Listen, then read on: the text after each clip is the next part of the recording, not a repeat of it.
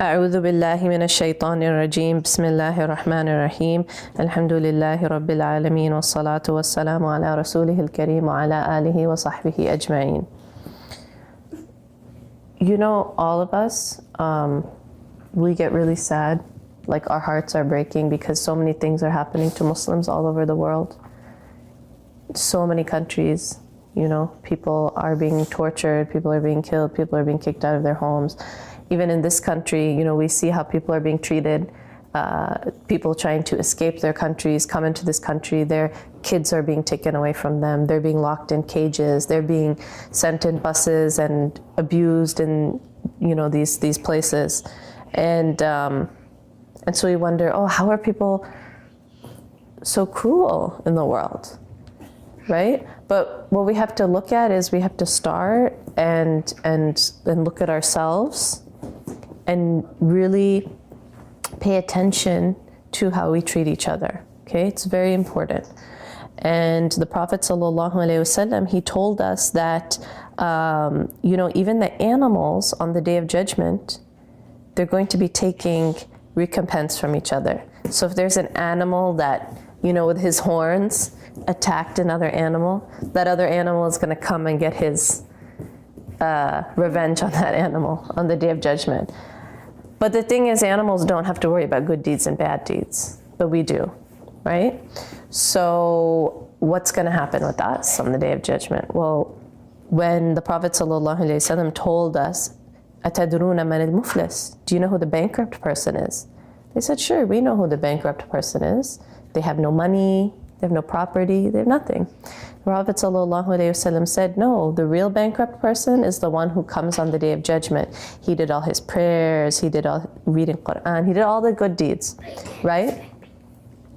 وَلَكِنْ ضَرَبَ هَذَا وَشَتَمَ هَذَا وَأَكَلَ مَالَ هَذَا. He hit this person, he cursed this person, he took the money from this person. And so each one of those people is going to be like a line. Maybe it won't be a lion, maybe it'll be a mob. I don't know how it will be, only Allah knows. They'll come, they're going to take some of his good deeds, then this person who he insulted is going to take some of his good deeds and some of their good deeds until he might be in the end bankrupt. No more good deeds. It's like if I told you that every time you fought with each other and hit each other or insulted each other, the other person would come and take $10 out of your bank account. Like, let's say I give you guys $100 in the beginning of the day, so you can keep this $100.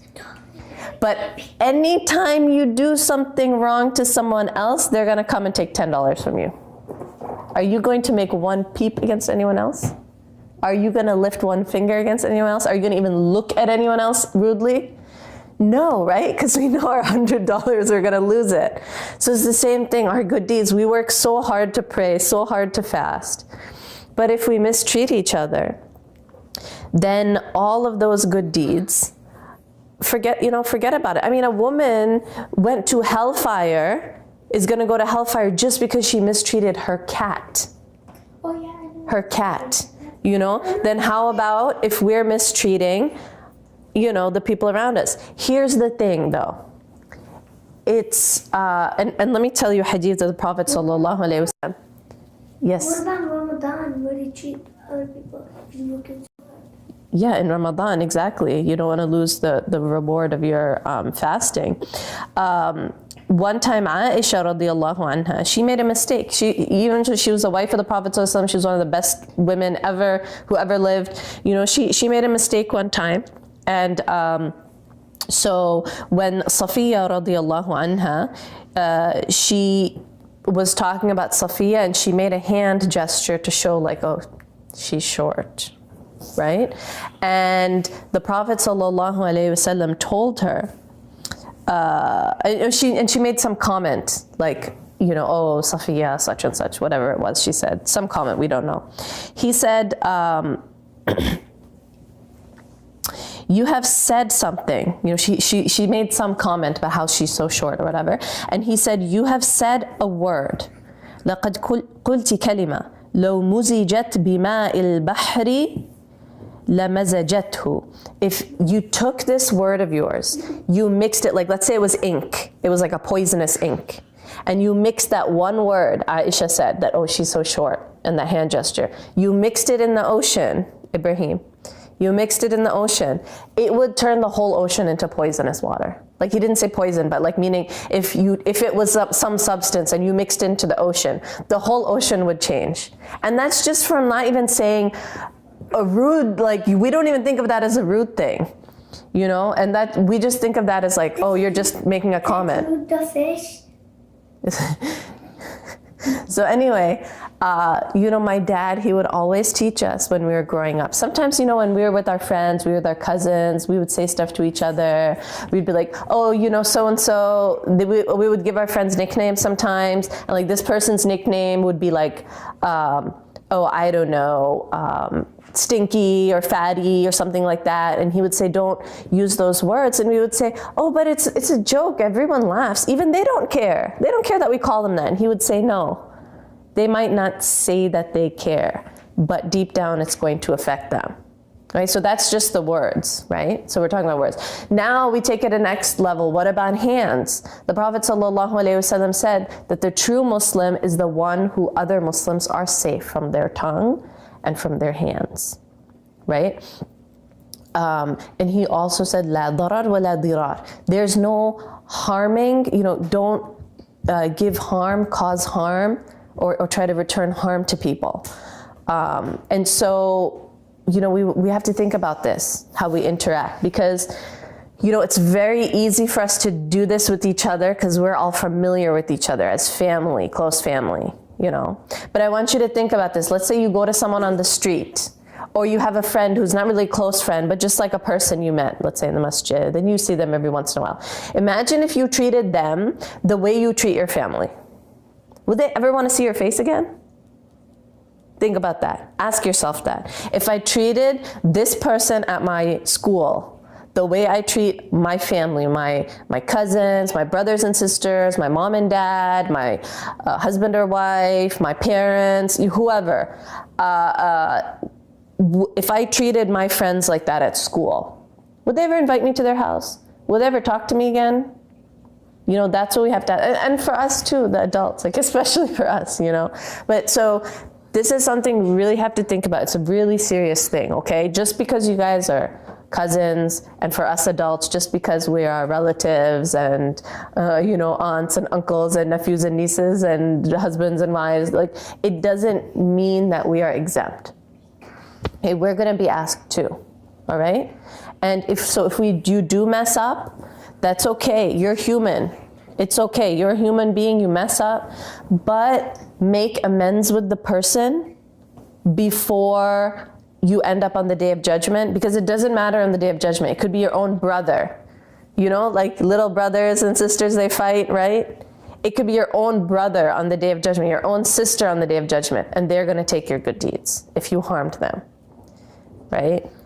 And so make amends. You know, sometimes I get really mad and I yell at my kids, and then Zainab in the evening, you know, I talk to her, and, you know, we have a, you know, our bedtime routine or whatever. And then I'll tell her, you know, sometimes I get really mad at you, or what do you think about that? And she said, well, you know, you make it up. We make it up to each other. And so that's what we got to do. We got to we're going to keep making mistakes. We're going to hurt each other all the time, but let's make it up. Okay. I'm going to start by saying for myself, please, if I ever did anything against any one of you guys, from the youngest to the oldest, even you, little guy, then please forgive me. Okay. Please forgive me. All right. So just make that. Oh, and then the other thing is, this is a very important hadith. The Prophet ﷺ, one of the things he told the people, he grabbed his tongue and he said, restrain this thing. And people, the Sahaba, you know, someone said, they said, are we going to be taken into account because of what we say? Like, even what we say, we're going to be accounted for? And he said,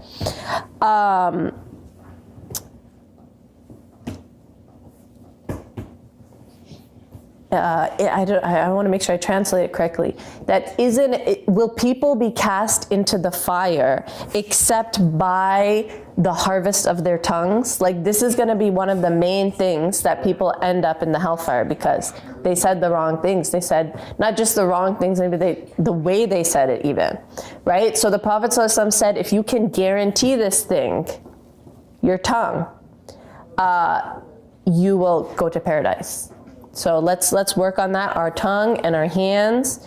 Keep each other safe. Protect your cousins and your relatives and your friends. Protect them from yourself. Protect them from your harm that comes from you, okay? And I'm saying this for myself first. Trust me, I'm saying this. I need this advice the most. So I'm not saying anything specific about one person, okay? So don't even think that. This is just general advice. We all need to hear this all the time, okay? So may Allah subhanahu wa ta'ala learn this dua, okay? Allahumma alif bayna qulubina. O Allah, bring together our hearts. Wa aslih ذات بيننا, and fix things between us. واهدنا سبل السلام, and guide us to the paths of peace. ونجنا من الظلمات إلى النور, and save us from darkness and bring us to light. Okay, سبحانك اللهم وبحمدك أشهد أن لا إله إلا أنت أستغفرك وأتوب إليك.